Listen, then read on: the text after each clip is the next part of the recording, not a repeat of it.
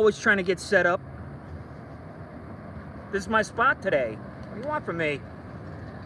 What are you gonna do? What can you do? The title of the episode is about that guy David Stroder and Majesty Crush. Take a look at it for yourself, guys. There but the grace of God go I. And when did this happen? I believe in around 2017. I could be wrong.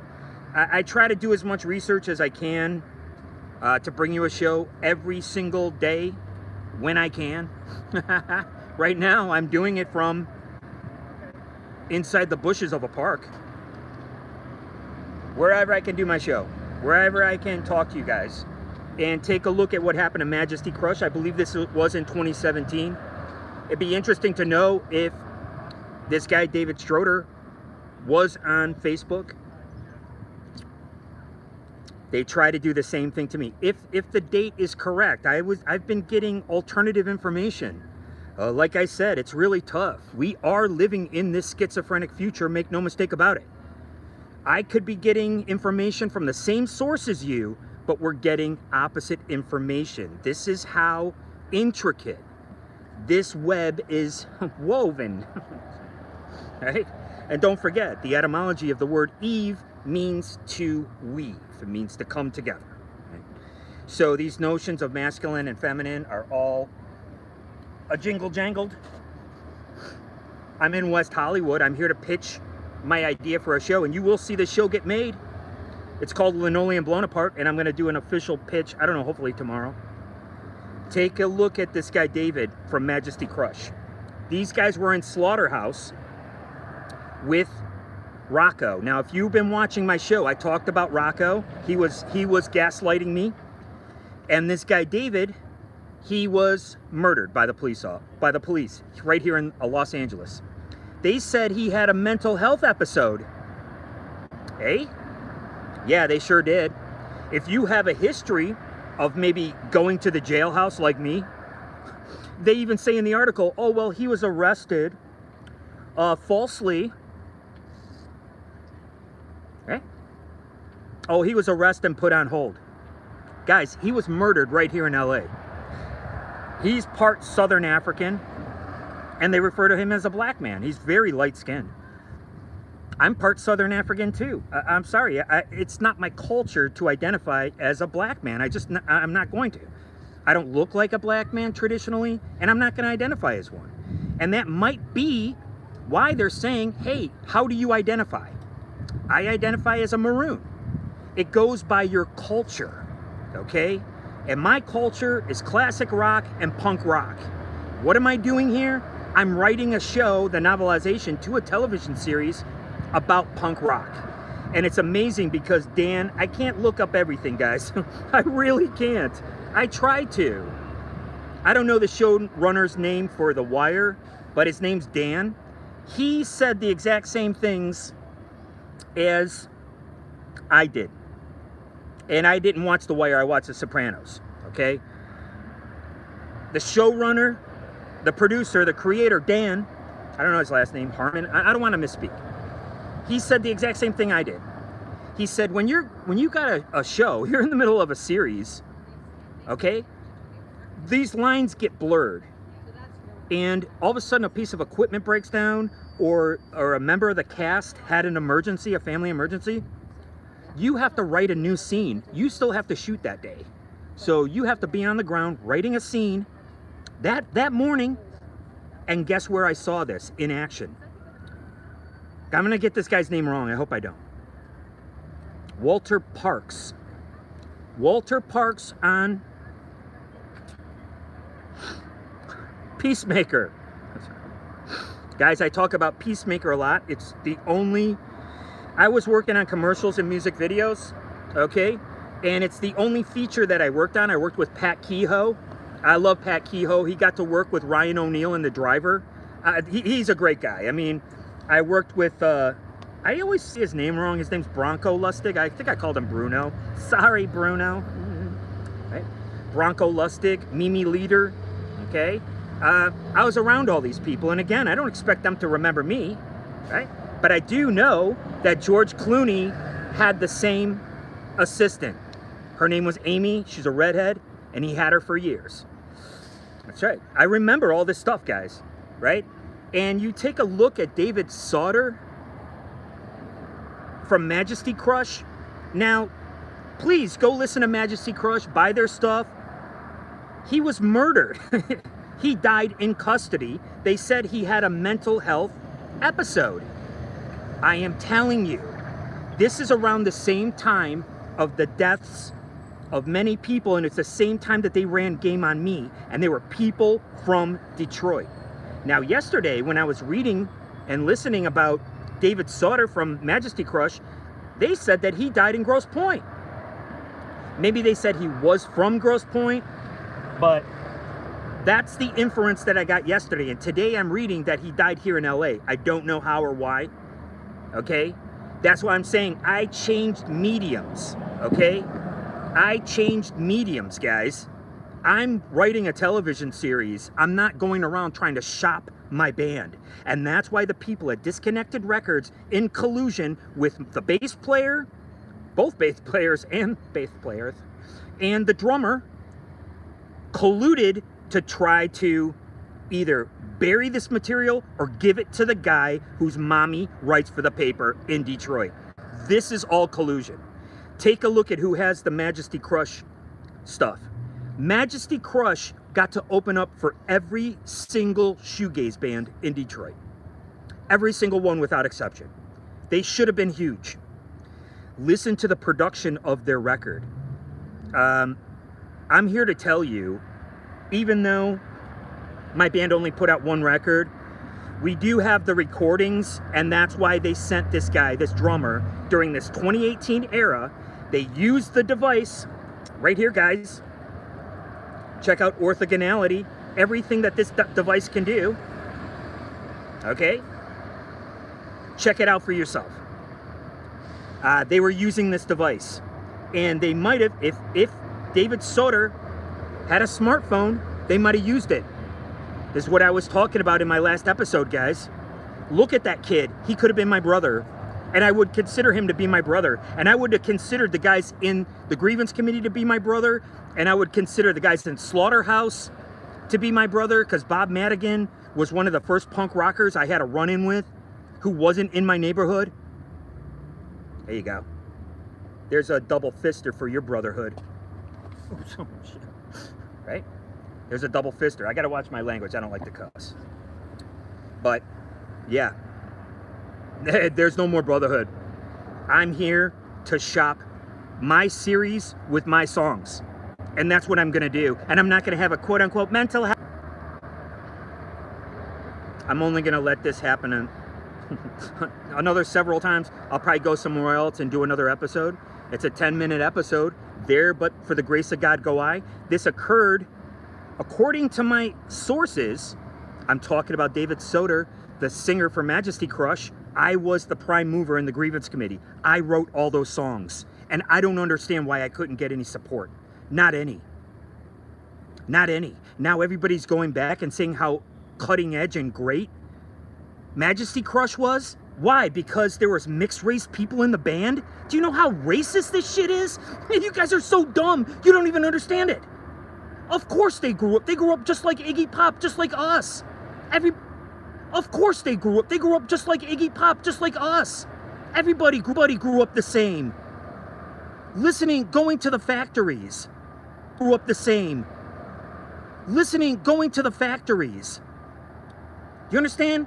Understanding that you're using the left side of your brain at these factories all day. When you come out, you're in a hyper state that you want to use the right side of your brain. You want the most creative thing that you can have. Right? Right now, everybody's going on strike. This is like a machine, man. This is like a mechanism. One person goes on strike, they all know to go on strike. They've been doing this for a long time. Okay? This is a mechanism. Crashing the economy and going on strike. My next episode, I'm hoping that my connection doesn't fail. My next episode, I will be talking about the crash of 2027 And through accelerationism, we might be crashing early. They might crash it in 2025, 2026, guys. I would have to give it a 2026 to 28 window. We talk about a lot of things on this show. You gotta stay tuned. You gotta stick with me, guys. I'm in a park in Los Angeles, allegedly where David Soder was having a bad time of it. Did he have a device? My wife is the key. I hate to say it because I would protect Yolanda. In case you don't know, I dated an ecstasy dealer in the 90s in New York. And when you deal drugs, I wasn't naive. I came up in 1970s Detroit. Someone's going to prison. Do you really think if Yolanda was my girlfriend that she would go to prison? Do you really think she would have went to prison for dealing ecstasy? I would have went to prison. I would have went to prison. And I was willing to do that if you're in a relationship. I was early street ride or die, and people can't wrap their mind around it. And I feel very sorry for you that you got to throw your weight around and run self-harm ops. There you go. Having a mental health day? Don't worry, we're waiting for you with meds and a bed. We're waiting for you. And that's what they did to me in 2018. And they were convinced, because they're obsequious Philistines. Well, you guys heard my story before. They were convinced that they could drive me to self-harm. Look at me, man. I'm in Los Angeles. I'm pitching my show. I'm no David Soder. These guys were more, and they talk about the Manchester scene because that's where a lot of the shoegaze came from. Okay? Check out Manchester, England. There's another guy named Gordon Ison right there. I went to go visit him. I contacted him and I said, do you want to put the band together called Me, Myself, and Ison? In 2018, what happened? They ran ops on me. They destroyed me and they wanted me to commit suicide. That's what they wanted. I do my show. I don't care who's watching. I do my show no matter what. Okay? And there's nothing self-harm, and I don't need a medical, a mental health day. And I'm not stressed out. I'm under the most stress that you could ever be. I'm homeless and people are LARPing me. Gang members are targeting me. Police officers are targeting me. Look at me, dude. There you go. That's for you. That's how I roll. That's how much confidence I have in this property. You will see Linoleum Blown Apart get made. I will be a showrunner on this.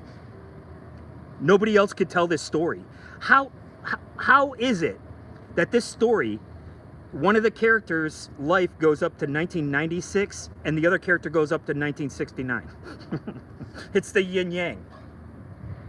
This is all, I hate to say it, this is all through the Eggyverse. That's what I like to call it. I don't say things like the Matrix.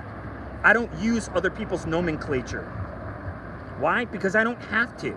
I can create my own. And I'm not David Soder.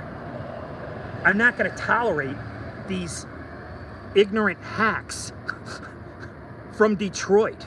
I'm not out here to be a singer. I'm 57 years old. What can I do? I'm an actor, I'm a songwriter, I'm a writer, and I have production experience. And I have a CDL. I could drive anything. I got a passenger endorsement. You're not going to kill me and steal this project. Why? Because you're too stupid. Because only I could get in there, just like Dan from The Wire, on a day's notice and write a scene. Just like, I think his name is Walter Parks. Take a look at it. He was in Peacemaker. I got my nose didn't break. I got punched in the nose by the Featherstone brothers. I think their sister or one of their cousins is an actress, and I believe she was in State of Grace. Check out State of Grace. It's about the Westies in New York. Okay, that's around the time that I was an actor. Take a look at that acting style in State of Grace with Gary Oldman and Sean Penn and Head Hairless. Ed Harris actually had sex with one of my girlfriends. I had this girl I was dating from Bloomberg. He banged her when she was like 17. True story, man. Ed Harris, the actor. Guys, all my stories are true, and I came up at 6 Mile and Gratiot. Nobody has stories like mine. I told you about my Pauly Shore story. I got a Pauly Shore story. I was supposed to actually be one of his assistants, and then look at him. I don't even think, does he even own the Comedy Store anymore? I don't know. He might have to sell it. His sister, who did his sister call and ask for money? His sister, Pauly Shore's sister, asked somebody for like, to lend him $4,000 or something. I would have been around the same era that this happened. I can't remember who said it. I listened to too many podcasts. I talk about a lot of things on the show. Yesterday, I discovered Majesty Crush. That has a guy named Odell. I was talking about Odell Nails in one of my episodes. I woke up in the morning and this guy popped into my mind. I remember him. Now I remember Slaughterhouse, and then they became Cum Dumpster. And around the same time that they killed this David Soder, Death in Custody, another great band from Detroit, I told you guys about Detroit music.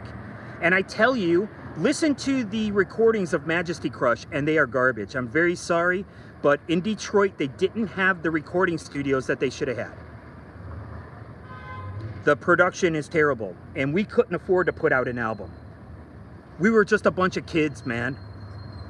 But I still have the songs, and they tried to kill me in 2017 and 2018. My wife was a part of this. My wife was, she knew what Cash Was for Smells was. She knew what that was. She knew exactly what it was. Why? Because she can't pass a lie detector test. And what the Eggyverse, what I call the Eggyverse, which is the internet, what the internet is about honesty. Look in my eyes, man. Look at me.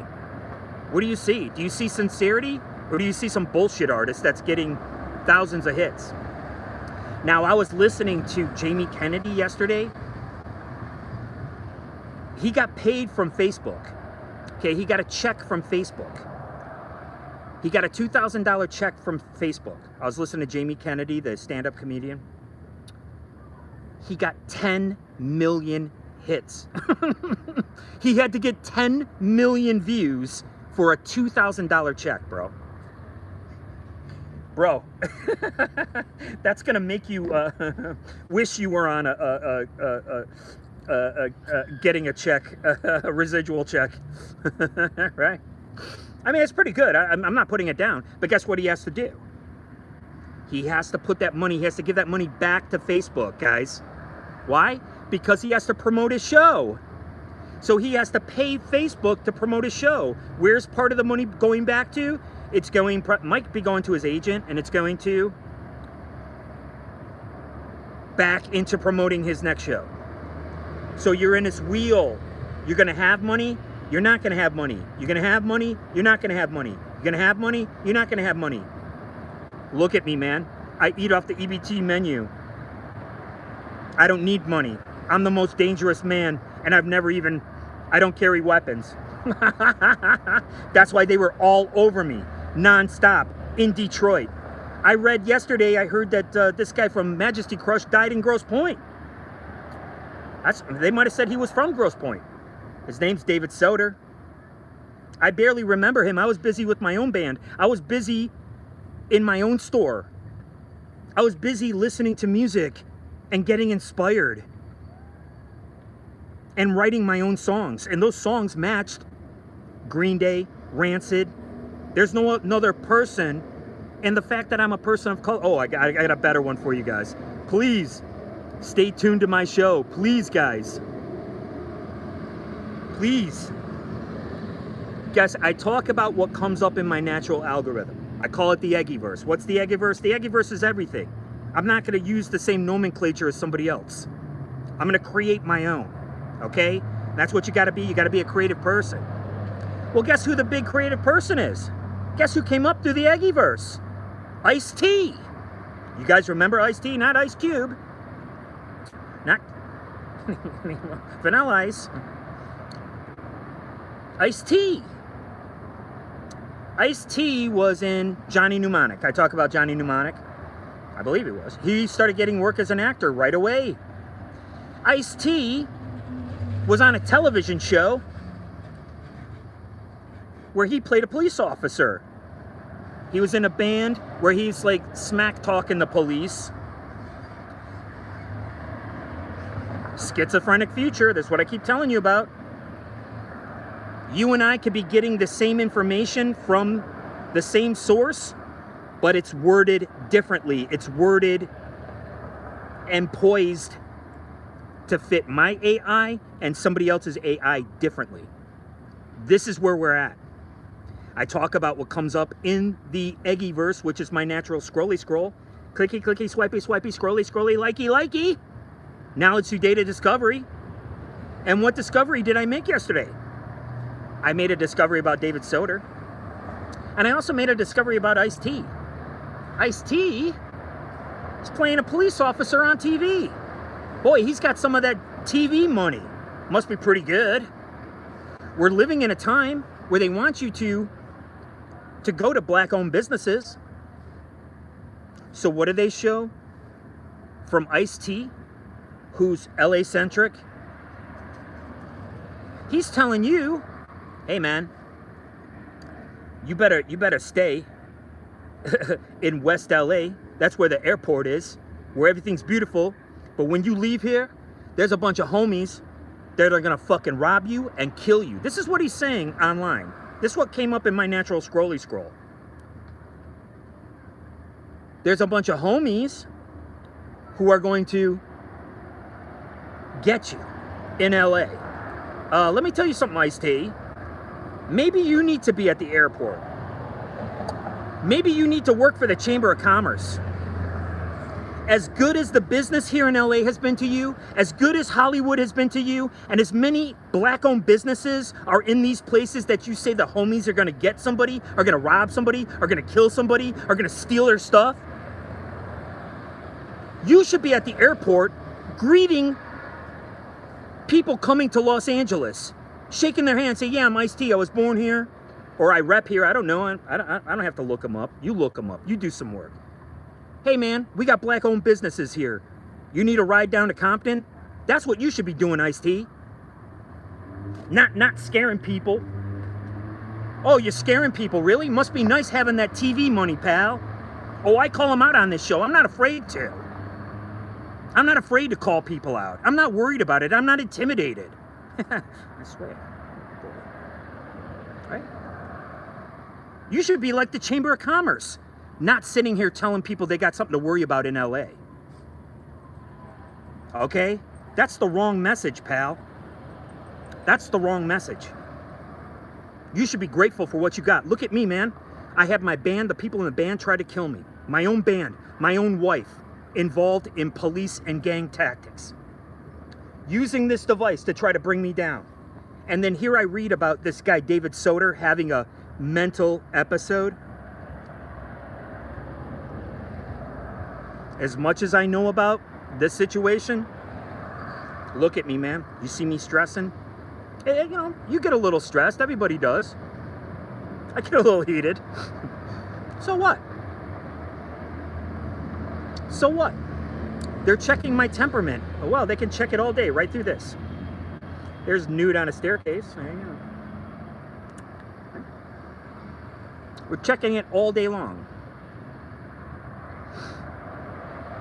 They can check your temperament. Once you have an app on your phone, it's always on your phone. And I don't know if you guys understand this. That's where we're at. Luckily, I never had Facebook or Twitter on this phone. That's right. We talk about a lot of things on this show, guys. You gotta stay with me. And I really appreciate you watching. They killed that guy from Majesty Crush. And that band opened up for every single shoegaze band. When did this start? They started in 1990, guys. And by the time 1990 was rolling around, I could see that Majesty Crush and Jesus and Mary Chain and all these bands were the way of the future. And who's playing Oi Punk? Nobody. The only representation for Oi Punk is the Geraldo skins. The skins who took their cue from the Geraldo show. What else did Geraldo, was he responsible for? He was the first person to show JFK footage of the murder of the President of the United States. You guys want one better? Take a look at Majesty Crush, guys. There's a mixed race person in there that they call a black man. He doesn't look black to me, but hey, I guess it's how you self-identify. They have a song about Jodie Foster's army. Hand to God. Hand to God. What was I just talking about here? What was I just talking about? I'm not writing the story of my life, guys. I'm not here to sell my life story. Although I did make a video about it, talking about Joaquin, my life story. I had to formulate what I was going to write, and it is fiction. It's a fictional account of what might have happened if my band had made it, quote unquote. Just like Majesty Crush, guys. Just like Majesty Crush. Oh yeah. I'm here to pitch Linoleum Blown Apart. This is a series. You will see it get made. I do have the songs. And it doesn't even matter because the songs that people are going to remember are back when. I'm very sorry. You'll have to take a look at my playlist. That is a garbage version of that song. I like the original version. I don't have it. That's who was sent to kill me in 2018. I am making this claim on this show. And I'm making my claim that my ex-wife was involved in this. Absolutely. Absolutely, Cash for Smells. They knew everything, and they knew to release this video. That's what I'm here to tell you. Absolutely, guys. This is a great place to do my show, by the way. I hope I can do it here again. Thank you very much. I really appreciate you guys watching. Check out Majesty Crush. I'm here to pitch my ideas, guys. Majesty Crush was talking about JFA, Jodie Foster's Army. It was a very scary time. What am I talking about? Okay, this was, they did away with Lenin, and they tried to do away with the President of the United States. That's rough, guys. That's rough business. That's why I don't appreciate being LARPed. Why don't you go LARP somebody else, man? They can't wrap their minds around the fact that somebody's mixed or whatever it is. One team will call you one thing, the other team will call you another. I told you. People who look similar, right? I always, you can't see anything, but people who look similar kind of gravitate towards each other. Who gravitated towards me? A Greek guy. Who was in control in Detroit? Each ethnicity has their own little, right? The Greeks are huge in Detroit. Huge. Right? Now, take a look at my Uncle Paulie and his pizzeria. I go back to Detroit. It's the 04 era. I start writing the songs of Linoleum Blown Apart. I'm writing all new songs, guys. And people are just standing there like, human beer farts. You know, the same people who turned on me. You know, the kind of people who invite you over to their house with when you have a wife, but when your wife expects you to self-harm and runs game on you, they don't talk to you anymore now. And so, I told you before, when he put that behavioral malware on my computer, that's right, I'm talking about my own drummer for the grievance committee. Oh yeah. 2 years after they expected me to self-harm, that's when they released this video. This video hasn't been around since 2002. See how it works now? So when I'm at my Uncle Paulie's house in 2004, not his house, I'm sorry, I meant to say his pizzeria, right? He's my step-uncle, and I was grateful to be there. I was so happy. I was never happier. It was this guy Ryan, Jeffrey, a couple of delivery drivers who were cool. They smoked weed, drank beer. The one guy gave me his drum set. I should have paid him. He never came to pick it up. I don't know what to tell you. I ended up giving it to the Bud. He's legendary in the punk rock milieu, the grievance committee milieu, the Bud. We always talked about the Bud. We love the Bud. Right? I got a picture of him in the early days in the garage. Him and my favorite Peckerwood from the neighborhood, Scotty. But, I don't know what it's... Dude, I go off.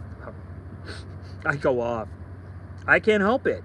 I got so much to say, so much to talk about.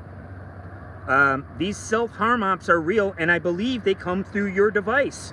And this was talked about by Frances Haugen, and you can't expect people who are hired... Listen, let me tell you why death in custody happens. Let me tell you why. You know why? Because the police, that guy was an insurance risk. That's all they have to say. You understand? They are there for the insurance companies of the corporation of the city, and nobody's looking at it like that. I am. That's why death in custody happens. And I'm not talking about the self-harm ops from this thing right here. Stanley Kubrick's Monolith. Check out orthogonality on Wikipedia. I use Wikipedia for physics, okay? For empirical evidence, for putting together evidences. And that's plural. Right? Death in custody occurs because the police department are worried about the insurance companies. And when somebody's going around with a frickin' hatchet, allegedly, where's the proof of this? I don't know. Why a bunch of guys with guns? You take a look at David Soder, take a look at the size of him, and why a bunch of guys strapped with weapons can't take this guy down? Are you? Why did we hire you? Well, why did we hire you? We hired you because you're police officers. You should be able to have 3 of your guys take down one skinny little kid, one skinny little man. I think I'm only 180, 185, fellas. I swear. But they murdered him instead. Right? They murdered the guy instead. You know why? Because he's an insurance risk, number one, and they can get away with it, number two. Why do you think they used my likeness in a murder article in Detroit? Because they can get away with it. They're allowed to get away with it. Why do you think they went around painting cash for smells all over New York? Because they can get away with it, because they're protected by the police. The police are laughing about it. They're like, oh no, the daughter of a CEO of a corporation, oh yeah, that's her boyfriend now, but he's gonna, we'll make sure of it. And who was there to provide assistance? 2 guys in my band, the drummer and the bass player. And then the other bass player got involved. David Soder is me. Do you see how easy this is? Hey, who is this guy? Is he a risk to the insurance company? Then we got to kill him. We got to get rid of him. Is he crazy? Well, we got meds in a bed waiting for him. I already went through this in 2018. I went to my family. I went to the police department. I was scared to death. I didn't know what was happening. Francis Haugen told us all what was happening. Right here. Through the Facebook app specifically. And through what? Through Instagram, more than likely. I am on YouTube. I'm YouTube exclusive. I have every right to be here. I believe the economy is also on a cicada diet. I believe the economy is going to crash in 2027. And when they do this giant reset in 2027 of the economy, that's when they're going to introduce cryptocurrency. You're not going to have too much cash anymore. They're getting rid of cash, but they're trying to figure out what they're going to do. They're going to have all these boutique coins, and those coins are going to crash. And it's like, oh man, I went to go cash in my boutique coin, and now it's not worth as much. That's a schizophrenic future. We talk about the schizophrenic future, and we speculate about many things on the show. Take a look at Majesty Crush, guys. Take a look at all the reviews of this band. That's why I woke up and I said something about Odell Nails. What about Odell Nails? And it finally came up in the Eggyverse. Right here.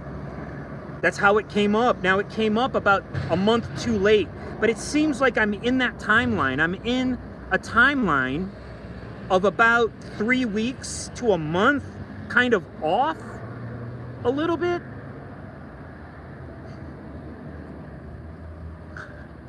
Oh my God. People are so weird. But this stuff does come through. okay? I call it surfing the Eggyverse. What is surfing the Eggyverse? Everything. It's everything. Sometimes if you're getting Cinderfella affected, if you're getting negative scrolls on your device, you want to take some time off. Surfing the Eggyverse could be like laying out and looking under the stars, because that's where Wi-Fi is. It's in the ionosphere, right? It's where those milky wisps are when you look up sometimes. The milky wisps. Okay. I talk about a lot of things on this show, and let me tell you guys something. If I had the same grades as my sisters graduated top of their class. All A's.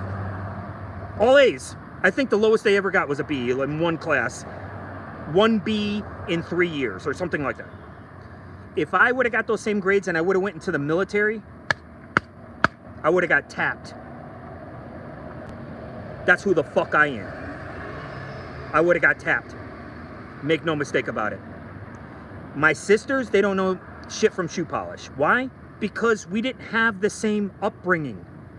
Despite having the quote-unquote same upbringing. I took things very differently. The way any other sibling would take things.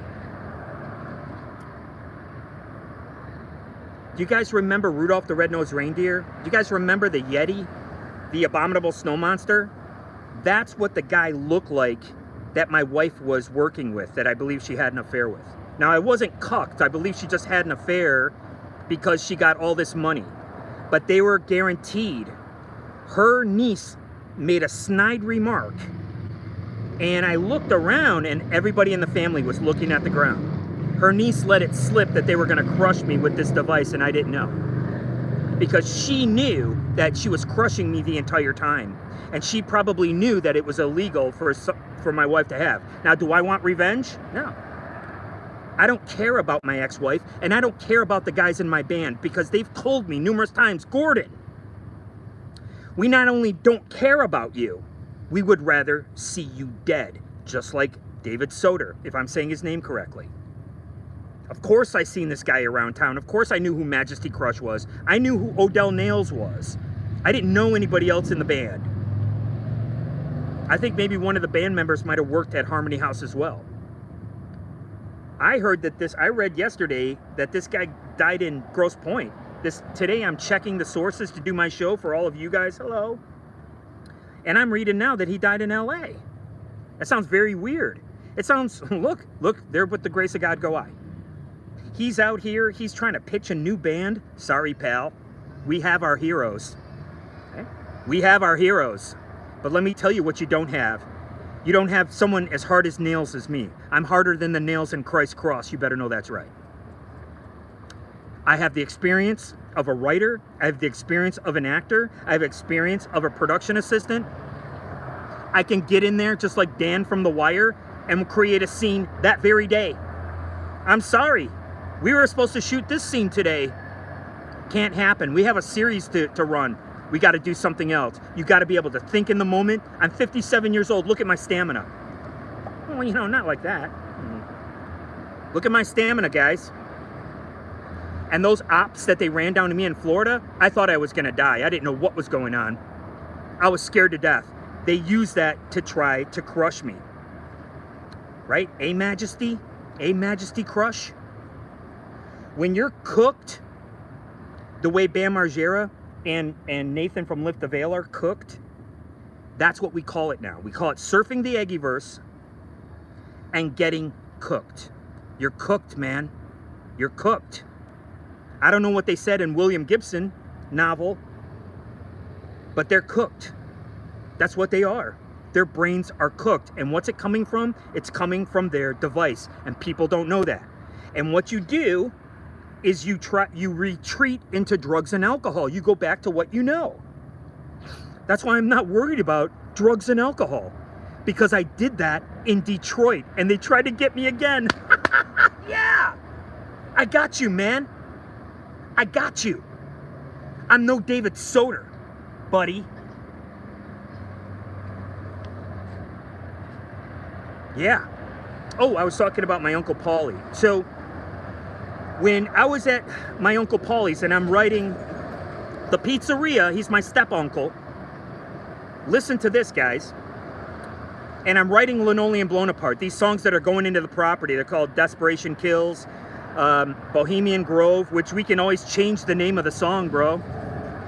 It can always be changed. Who can change it? Me! Because I understand it. I'm going to change the lyrics to Glue Hawaii, and I'm going to change the lyrics to probably Consequence, a couple of lyrics in there. I'm probably going to say, instead of no raghead boy, I'm going to say no hard hat boy, we don't need to go your way, meaning that we're not going to get up and go work construction today. That we're going to be total slack. Just like in, what was that called? What's that movie with Ethan Hawke and Janine Garofalo and Winona Forever? Yeah. So I'm working at my Uncle Paulie's Pizzeria. I'm writing Linoleum Blown Apart. This is before the slope-shouldered manatee of a fuddy-duddy got a hold of me, crying because her mom was dying. And you know what I found out? My uncle was in a doo-wop band, and his band played at the Greystone. Where did my band play at? The Greystone. The owner, the guy who ran the Greystone, did 30 years in prison for bringing a weapon into a robbery.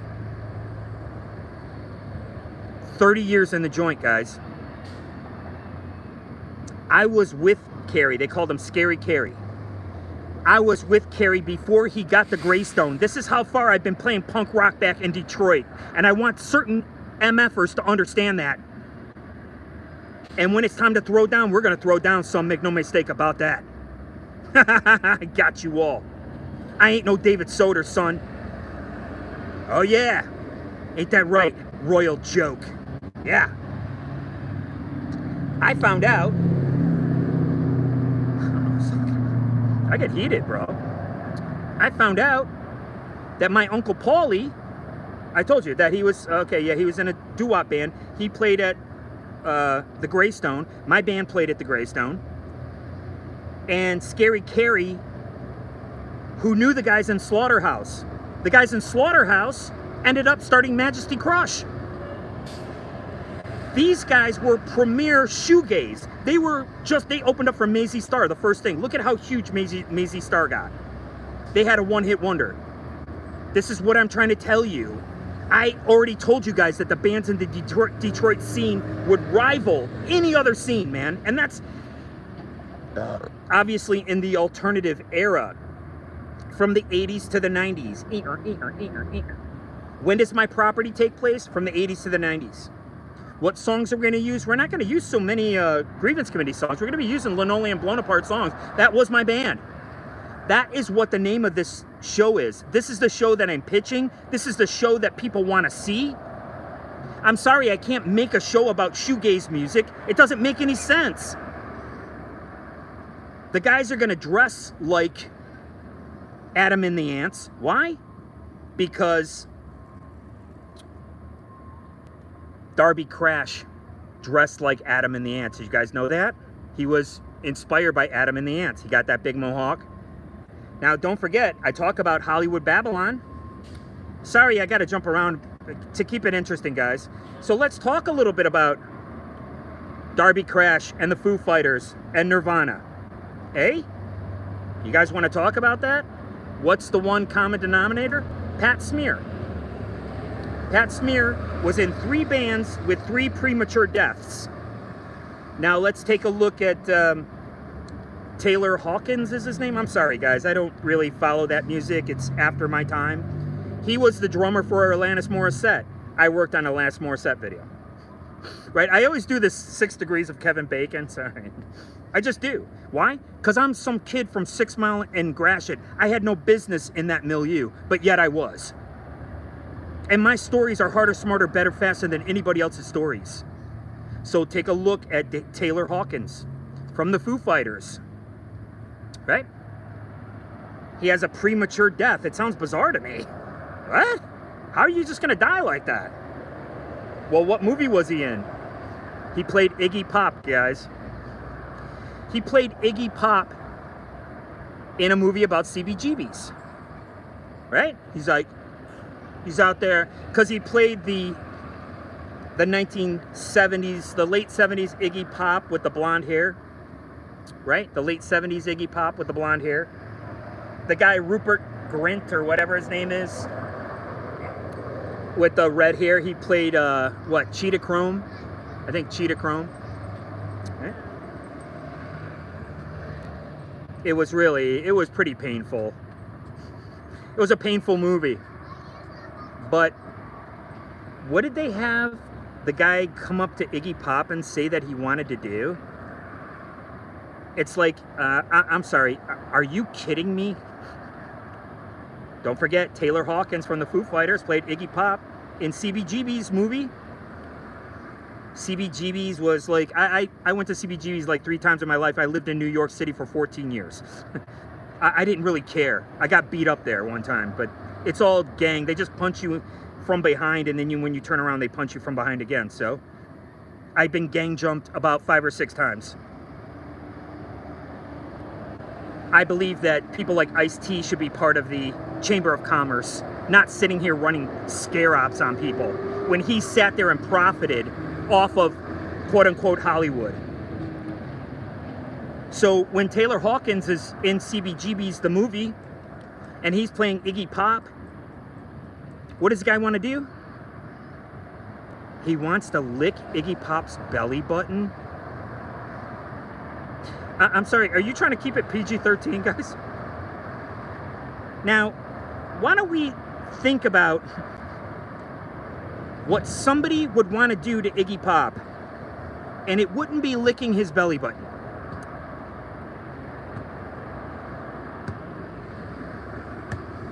Are we really buying this narrative? Look at what happened to me. I told you, this video that they released to, what do you call it, World Star Hip Hop or whatever, that's from 2002, pal. That helps me to prove who's working together. That helps me to prove it. And the one who brought that up, a Lacricchio family operative. That's right, this guy named Geronimo. It's just a nickname. He's not Native American or anything like that. That's just his nickname. He was connected. He got busted with a bunch of marijuana. You know what happened? They wrote him a ticket. Why? Because how the world works is that you're out of the marijuana game, pal. Somebody else is going to be dealing marijuana in this area. And that's how things kind of work.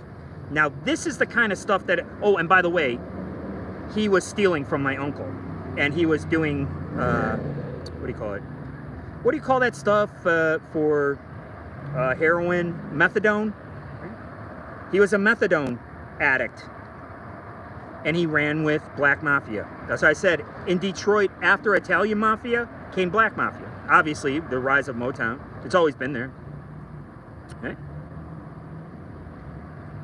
And he was the biggest racist at the place. And a couple of the guys, Ryan and Jeffrey, and he would like say these things and it would just bring the whole room down, bro. And then come to find out, he was actually stealing. And so what is the first thing he do? He rats me out for petty thievery in Las Vegas. I told you, I became my father and I regressed back into stealing the change from my father's pants. I became an arrested development. I couldn't develop any further until I did the shadow work that Carl Jung talks about. That's very scary, and I did it. My sister didn't do it. They don't have to do it. And it's not about male, female. It's not about any of that. It's about whatever energy you got. And sometimes you're alpha and sometimes you're beta in a relationship. And that's what people can't handle, being in a relationship. Sometimes one of the partners is going to dominate, and sometimes you have to be dominated. And sometimes things aren't going to work out fair. But nowadays, with the schizophrenic future, look at what's happening. Take a look at what's happening.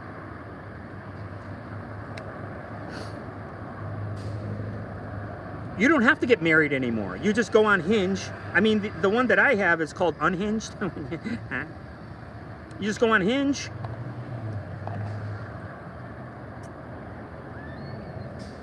and you hook up. That's it. That's all you got to do. Call me old-fashioned. I remember when the LGBT community wanted to get married, and what was that about? Insurance. Who do the police department work for? They work for the insurance companies that run the city.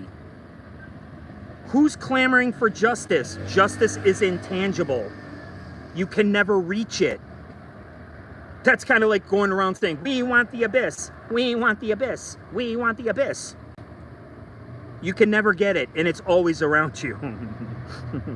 It's surrounding you, and you'll reach forever. You'll never obtain it. It's unobtainable. Look at what they did to the guy in Majesty Crush. These are the guys who did that to me back in Detroit. They were convinced I was going to self-harm. Why? Because all they have to do is write it up any which way they want. Oh, they write it up like this. That's why I took the bait every time. And they thought the biggest bait in the world was going to be going with the slope-shouldered manatee of a fuddy-duddy. And when I didn't self-harm, what did they do? They started coming out with, oh, you're LGBT. Oh, you're African-American. Really? Oh, I thought I could self-identify. What's wrong with being part Southern African? Oh, are you putting it in the pejorative now? Huh, interesting. Right? When you have this bureaucratic mindset, that's all you're going to do. Right? I told you, the guys in the joint, they want to get out. So they actually act decent. They act like gentlemen. The COs, the corrections officers, they start getting ghetto. The corrections officers start having sex with the inmates. They start exploiting the inmates. Right? They start running things inside the jailhouse. Okay? I have a song, it's called The Drinker. It's called Jimmy's song. Jimmy, where you think you're gonna go? That's about Freddie's father. Okay, Freddie's father is a victim of a DUI because he's drunk driving. The way my dad always was, but he didn't die of a DUI. He died of, he had a stroke, the way I thought I was having a stroke when my wife was the one who was behind it. You better know that's right. I'm double tripling down. I'm no David Soder. You're not going to push me around. You're not going to kill me and steal my ideas. You need me for this property. And tomorrow, I'm going to pitch Linoleum Blown Apart. Please stay tuned for that. Please stay tuned for the 2027 economic crash. I'm making that prediction right here on my show. I make tons of predictions on this show. I talk about my real life. Why? Because I can get in there and I can write a scene based on something that happened in my real life. And I can do it in the moment. You can see I can do the show in the moment. And that's how I do it. I got tons of stories for you. I told you the guy who ran Greystone, Black Flag played there. Everybody played there. Circle Jerks played there. Fishbone played there. Everybody played there. That guy had to do 30 years in the fucking joint because he brought a weapon. And I remember the night that he fired off that weapon. We didn't have any place to play for the punk rockers in Detroit. We had to go to Vietnam vet halls, veterans halls. They had to right? They had to rent halls in order to put on shows. Now, look, you know where I saw the Sex Pistols? I saw them at the Hard Rock Casino. But I saw them with Glenn Matlock. I have the best ideas for shows, and I can go all day. I can get into this minutia all day long. But I'm going to leave it here for you guys. I created my own theme song for this show. My own song, I know how it goes. I showed you that I'm a musical person. I could pick up a guitar and actually find a hook. I could use one of my old songs. I could just come up with it, just like that. Oh, you don't like this song? Here's another one. This Linoleum Blown Apart is in the punk rock idiom. It only takes place between 1987 and 1996. So you need the music from that era. And what was I talking about? I was talking about Jodie Foster's Army. And what does Majesty Crush have? They have a song about Jodie Foster's Army. Check it out for yourself. Thank you very much for watching my show. I appreciate it more than you'll ever know. And I do have my theme song, and I'd love to sing it for you, but I gotta go.